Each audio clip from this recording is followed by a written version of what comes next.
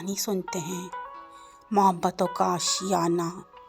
ایک گاؤں کے کنارے ایک بڑی سی حویلی تھی جسے لوگ محبتوں کا آشیانہ کہتے تھے۔ یہ حویلی احمد علی کے خاندان کی تھی جو جوائنٹ فیملی سسٹم میں زندگی گزارنے کی بہترین مثال تھی۔ خاندان میں احمد علی، ان کی بیوی زہرہ بیگم، ان کے 3 بیٹے، 2 بیٹیاں اور ان کے بچوں سمیت کل 15 افراد رہتے تھے۔ حویلی کے دروازے سے لے کر اندر کے ہر کمرے تک محبت کی خوشبو بسی ہوئی تھی۔ دن کا آغاز سب کے مل کے نماز پڑھنے اور دسترخوان پر بیٹھ کر ناشتے سے ہوتا تھا۔ ناشتے کے وقت احمد علی ہمیشہ کہتے، ہماری زندگی کا حسن یہی ہے کہ ہم ایک دوسرے کے ساتھ ہیں۔ سب ایک بات پر مسکراتے اور ایک دوسرے کی باتوں پر ہنستے۔ بڑے بیٹے کامران علی خاندان کے مالی معاملات دیکھتے تھے اور گاؤں کی زمینوں کی دیکھ بھال کرتے تھے۔ ان کی بیوی نازنین اپنی سلائی اور دستکاری کی مہارت سے گھر کی آمدنی میں اضافہ کرتی تھیں۔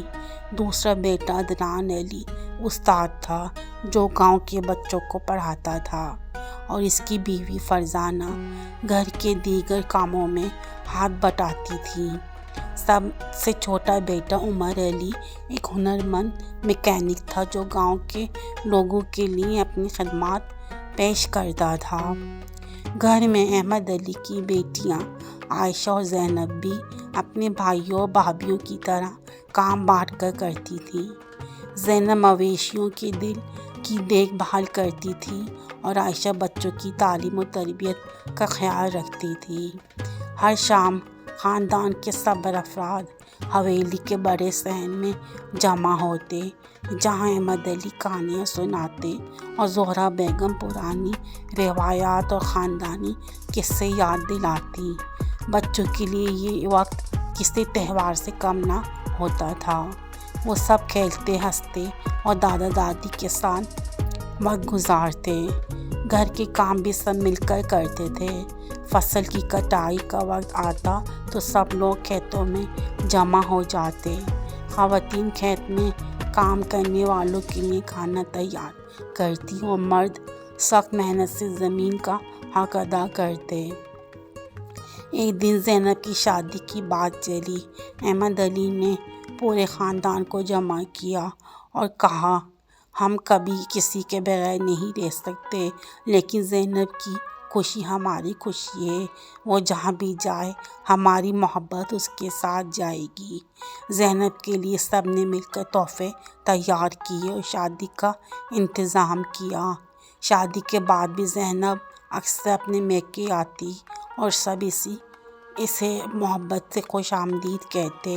ایک سال گاؤں میں قحط پڑا، زمین بنجر ہو گئی اور آمدنی کم ہو گئی۔ پورے خاندان مل کر کھانے پینے میں کمی کرنے لگا، لیکن احمد علی کے پوتے حسن نے اپنے جمع کیے پیسہ دادا کے حوالے کر دیا اور کہا کہ یہ ہمارے خاندان کے لیے ہیں۔ اس معصوم جذبے نے سب کے دل جیت لیے۔ یہ خاندان وقت کے ساتھ مزید مضبوط ہوتا گیا۔ ان کی محبت اور اتحاد نے گاؤں میں ان کی مثال قائم کر دی۔ ہر کوئی کہتا یہ وہ لوگ ہیں جو دکھ میں سہارا دیتے ہیں اور خوشی میں سب کو شریک کرتے ہیں۔ محبتوں کا آشیانہ واقعی ایک ایسی جگہ تھی جہاں رشتے اور جذبات کا ہر رنگ روشن تھا۔ یہ کہانی ہمیں سکھاتی ہے کہ جوائنٹ فیملی سسٹم میں رہنے کا اصل حسن محبت، اتحاد اور قربانی میں چھپا ہوتا ہے۔